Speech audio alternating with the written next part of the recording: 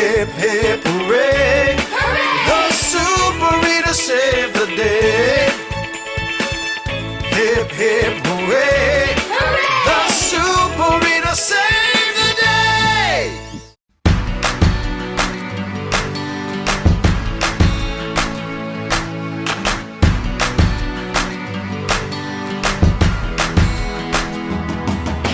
So, I have talked a lot about Disney Channel and Nickelodeon and Cartoon Network. However, another popular children's network that I have never ever talked about on this channel is PBS Kids. So, what is PBS Kids? Well, PBS stands for Public Broadcasting Service, and Kids is just kids. And the network is basically free entertainment for children. Now, because I grew up in a home with premium cable, I barely watched PBS Kids. I would only tune into the station whenever I was at somebody else's house and they only had the basic channels on TV. You know, like the news and the shopping channel and stuff. Honestly, cable TV was such a different time. So, coming from that perspective, PBS programs were never my first choice of entertainment as a child. But whenever I was placed in a situation where I had to choose between the shopping channel and the news and PBS Kids, then I was like, okay, let's watch some PBS Kids. The network had so many different programs geared towards children, and almost all of it is animated. Some shows that were on PBS Kids include Curious George, Sesame Street, Dinosaur Train, Martha Speaks, Word Girl, Word World, Super Y, Sid the Science Kid, Arthur, and Wild Kratts. Oh, there was also Cyber Chase. How could I forget that? Now, I've noticed that almost every PBS Kids show was very education focused. Like, they were trying really hard to teach you something while you were watching. For the most part, when I was a child, I didn't want to learn anything while I was watching my shows. Like, save the learning for school, this is my time to relax.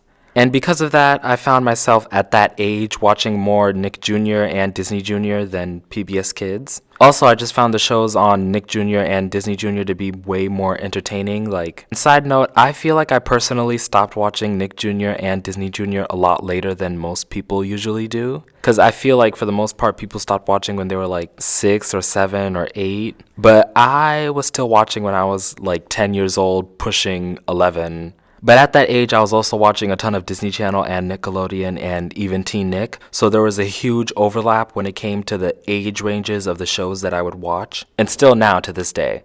Anyways, back to PBS Kids. So even though I wasn't a huge fan of the big education agenda behind most of the PBS programs, I mean, I am now that I'm older, but back then I was just not for it at all. There were still some shows that I enjoyed. One of my favorite PBS Kids show was Curious George, just because I thought it was the most interesting show on that network. Even though they had other shows about animals, and those animals could talk, and George couldn't, George was still so interesting that he didn't even need to talk. He could just make monkey sounds and drive the man in the yellow hat crazy. I still find it entertaining now, and out of all the shows on PBS Kids, I'm most likely to go back and rewatch Curious George.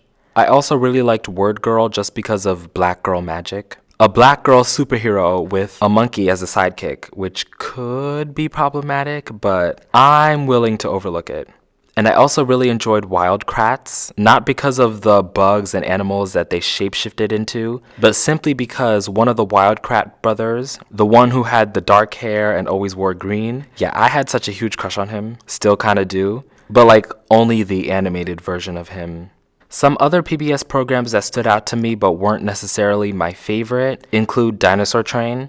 I'm sorry, I've just never ever been interested in dinosaurs. Even The Land Before Time, I didn't like those movies. Another show that I thought was notable was Liberty's Kids. I feel like it's the most blatantly educational program to ever come out of PBS Kids. Like, the entire show is rooted in colonial American history. So if you're really interested in that, you should go check it out. And it seems like we got quite a few fans of this show right here on this channel. I've tried to give the show a chance several times, but I just think it goes too far back for me. So, those are my overall general thoughts on PBS Kids. Once I was at somebody's house and the only thing they had on TV was Dinosaur Train and I got so bored. I'm just not a dinosaur person, except for Jurassic Park. I also liked Whimsy's House, which is another PBS Kids show. It was about a dinosaur girl, but she was not animated. She was like a puppet, like the Muppets and stuff. You know what it is? Maybe it's animated dinosaurs that I just can't get into. I also never really liked most programs that were targeted towards boys. Like, I never liked most of the superhero stuff like Power Rangers and the Spider-Man cartoon shows. But funny enough, I did like Teen Titans and X-Men Evolution. But that's only because they had a lot of female characters who I could actually find interesting. Anyways, that is it for today. See you another day.